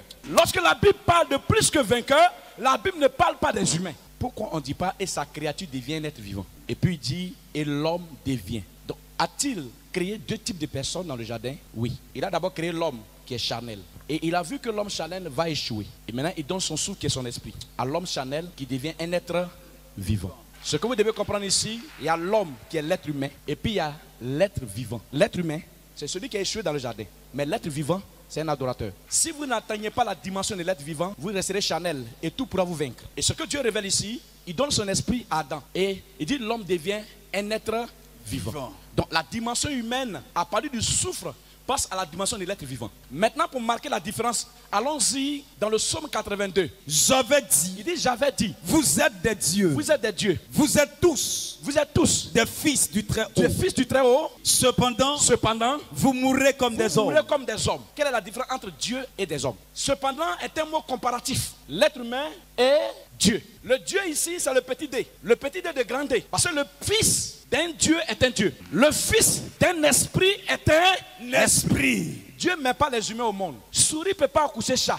Jamais. Dieu a créé des hommes, mais il a enfanté des êtres vivants. Pourquoi il dit celui-ci est mon fils bien-aimé en qui j'ai mis toute mon affection? Quel est ce fils qui est différent des fils créés? Parce que celui qui est venu de là-haut est un être vivant venu sur la terre. Et c'est pourquoi vous devez comprendre que pour appartenir à Dieu, il faut être esprit. Yes. C'est pourquoi la Bible dit celui qui doit adorer Dieu doit l'adorer en esprit et en vérité, car Dieu est esprit. Et si vous n'atteignez pas cette dimension d'esprit, vous ne pouvez pas être un adorateur. Adam était un Dieu. Parce que tous les animaux avaient de la considération pour Adam. Le jour qu'il mangera le fruit de la connaissance du bien et du mal, la dimension spirituelle va quitter Adam pour laisser la dimension charnelle. Les hommes ne respectent pas les hommes respectent les êtres vivants. Il dit faisons l'homme à notre main afin qu'il domine. Le premier point de l'homme, c'est d'abord adorer, ensuite pour dominer. Mais tout le monde ne domine pas. Ceux qui dominent, ce sont les êtres vivants. Tu ne peux pas être un homme de feu si tu n'as pas atteint la dimension des êtres vivants. Beaucoup se demandent, mais moi je prie, mais je ne suis pas exaucé. Mais tu es un humain. Dieu n'exauce pas les humains, il exauce les êtres vivants. La prière d'un être vivant a une puissance. Les sorciers mangent les hommes, mais ils ont peur des êtres vivants. L'être vivant, c'est l'intouchable de Dieu. Quand les gens te regardent, ils savent qu'ils ont affaire à quelqu'un. Tu dégages quelque chose. Ton apparence physique fait peur. Parce que ta dimension est extraordinaire. Écoutez, bien-aimé, un être vivant est un adorateur. Si tu vois quelqu'un qui n'aime pas Dieu, c'est un être humain. Il y a une puce prophétique, spirituelle dans le corps de l'être vivant. Lorsque tu lui annonces l'évangile, tu as l'impression que tu viens d'appuyer le bouton. Ceux qui ne sont pas appelés à servir Dieu, c'est ceux qui sont nés de la chair. Celui qui est né de Dieu n'échoue pas. Les êtres vivants sont des vainqueurs. Oh non, que dis-je? Des plus que vainqueurs. La Bible dit devant le trône de Dieu, il y avait 4 êtres vivants. Il dit le quatrième là, sa face ressemble à celui d'un homme. Si tu es chrétien, que les gens n'ont pas peur de toi, c'est que tu n'as pas connu la métamorphose. Un homme de réveil fait peur aux démons. Un homme de réveil traumatise les sorciers. Yes. Celui qui est né de Dieu dégage quelque chose que les autres n'ont pas. La puissance de Dieu n'est pas un jeu. Lorsque Jésus marchait sur l'eau, vous savez pourquoi il ne s'est pas enfoncé? Parce que c'est un esprit qui marchait. Tu as déjà vu un esprit peser? Jamais. Les gens voient un corps, mais c'est un esprit qui marchait. Un esprit ne peut pas se noyer. Un esprit ne peut pas s'avirer. Frère, l'esprit peut connaître les obstacles, mais l'esprit ne peut pas arrêter. On ne peut pas arrêter un esprit. Quand tu es esprit, personne ne peut t'arrêter. Si tu vois quelqu'un qui a été effrayé par le mal, c'est qu'il n'a pas encore connu la métamorphose. Tu connais la chenille? Quand elle est encore chenille, tout le monde peut la manipuler, la piétiner. Elle va lentement. Et les pas qu'elle a ne sont pas des pas affermis. Le jour qu'elle connaît la métamorphose, que ses ailes poussent, qu'elle devient un papillon, elle commence à aller plus vite, aller là où elle voyait et elle ne pouvait pas arriver. Elle commence à aller à cette dimension. Quand Dieu commence à entrer en toi, la lenteur de tes affaires change, la lenteur de ton ministère change. Il y a quelque chose que tu dois vivre. Si rien ne va vite, c'est que Dieu n'est pas là. Beaucoup ont échoué parce qu'ils ont oublié la dimension de Dieu. Je ne parle pas aux humains aujourd'hui, je parle aux êtres vivants. Frère, quelqu'un qui peut prier la nuit jusqu'à matin, ce n'est pas un humain. Quelqu'un qui regarde comme ça le rouge et dit le rouge deviendra blanc, ce n'est pas un humain. Un humain raisonne, mais un être vivant fonctionne avec la foi. Un humain fonctionne en fonction de ce qu'il voit. Un être vivant fonctionne à ce qu'il n'a pas vu, mais en quoi il croit. Un être vivant, il met en pratique ce que ses yeux et son esprit entendent. Un être vivant, il n'a pas de bouton de fonctionnement. Il n'a pas d'accélérateur. Il n'est pas télécommandé. La Bible dit en Actes chapitre 12, un être vivant avait été emprisonné. Son nom était Pierre. Et devant la porte, il y avait 4 escouades de 4 gardes. Et ça faisait 16. À l'intérieur, il y avait 2. Et autour, il y avait 2. Au total, il y en avait 20. On n'emprisonne pas un être vivant. Même les démons ne peuvent pas l'attraper. Et la Bible dit ce Pierre était couché et quelqu'un a frappé Pierre. Même quand un être vivant dort, le ciel est en ébullition. Yes. Quand un être vivant est couché, la terre tremble. Parce que le surnaturel est quelque chose d'incompréhensible. Et la Bible dit, l'homme a frappé Pierre. Pierre se lève, il dit, qui est là? Il dit, c'est moi le Saint-Esprit. Il dit, que veux-tu? Il dit, enfile ton manteau. Il dit, suis-moi. Et la Bible dit, les chaînes sont tombées. Qui a touché ces chaînes? On ne déchaîne pas un être vivant. Les chaînes obéissent et tombent seules. La Bible dit, quand les chaînes sont tombées, Pierre a commencé à sortir. Mais ce qui est étonnant, les gens regardent Pierre, mais ils ne le voient pas. Les gens te regardent avancer. Il est visible aux yeux des êtres vivants, mais il est invisible aux yeux des humains. Si tu es un homme de prière, et puis dans ton village, on te voit dans la caméra des sorciers, c'est que tu n'es pas un être vivant. Je peux te parler, un être vivant. On ne lui ouvre pas les portes. Il n'a pas de relation, mais il va là où il y a les relations. On n'aide pas un être vivant. Personne n'a ouvert la porte à Pierre. La porte a obéi à la présence de Pierre. Tu penses que le caillou de David était normal? David a remplacé Goliath par oiseau. Parce que c'est les oiseaux qu'on tue avec caillou. Et la Bible dit Goliath est un soldat enseigné et surentraîné. Mais Goliath a vécu la chute par une petite pierre. Parce que la main de David, quand tu as l'onction, ta main devient lourde. Tu tapes doucement, le coup est fatal. Tu parles doucement, mais la parole est efficace. Vous savez quoi? Quand tu as l'onction, tu ne cries pas fort. Je vais dire à quelqu'un, un être vivant, c'est un adorateur. La Bible dit quoi? Les 4 êtres vivants étaient devant la face de Dieu, disaient quoi?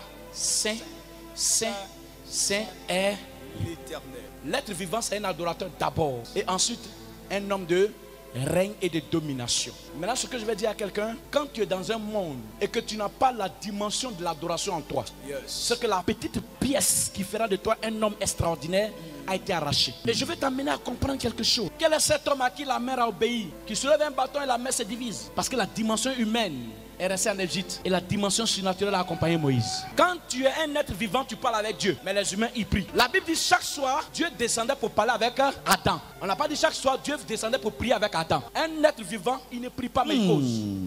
Les humains prient, parce que la prière veut dire d'audience, mais les êtres vivants causent avec leur Père. Si tu continues de prier, c'est que tu es un humain. Le temps est venu où tu ne dois plus prier, tu dois parler avec Dieu. Celui qui est dans la race des dieux parle avec les dieux. Il faut que ta dimension change. Amen. Parce que l'heure est arrivée où tu ne dois plus prier. Tu dois praticaliser. Tu dis, oh papa, je voulais prendre cet argent que tu as laissé à la banque là. Tu me permets? Il dit oui, vas-y. C'est là pour le temps de dire, oh papa, si t'en prie, donne-moi. Tu n'es pas son fils.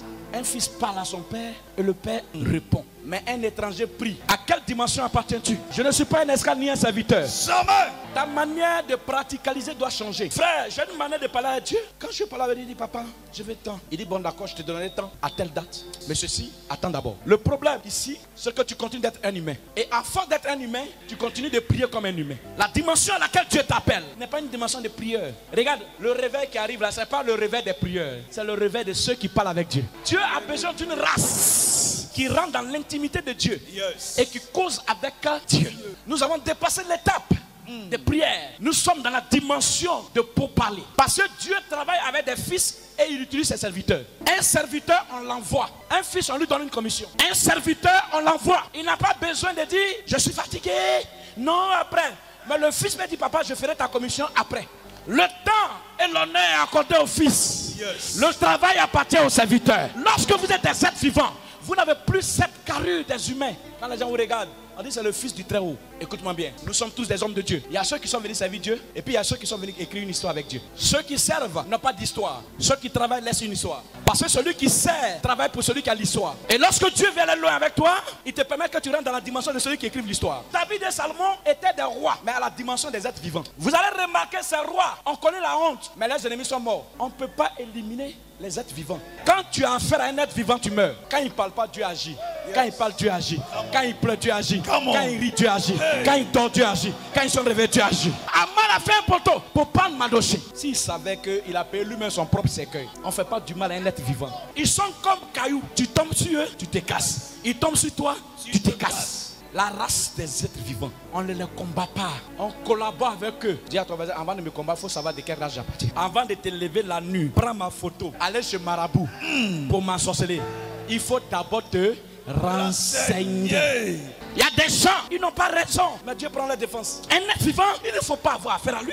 Il n'a pas de défauts. Tous ces défauts sont une leçon pour toi. Celui qui a affaire à un être vivant a affaire à Dieu. Quand tu vas arriver à cette dimension où tu vas commencer à parler, Dieu va commencer à te considérer comme son ami. France, l'heure a sonné. L'église évangélique La Montagne des Oliviers France organise une grande conférence de délivrance. Lieu, une rue de l'Anneau, 93 170 Bagnolet. Les 26 et 27 juillet 2025 à partir de 14h. Thème, la destruction des hôtels de famille. Il est temps de renverser les fondements occultes, de briser les chaînes générationnelles et de libérer ta destinée par la puissance de Dieu. Orateur, Docteur Prophète Franck Maï, président fondateur des églises évangéliques La Montagne des Oliviers. Homme de feu, prophète voyant, la voix de la délivrance pour les nations. Infoline, plus 33 06 05 59 42 24 11, plus 33 07 58 99 24 59. Une visitation divine, une délivrance totale. Viens, ta famille ne sera plus jamais la même.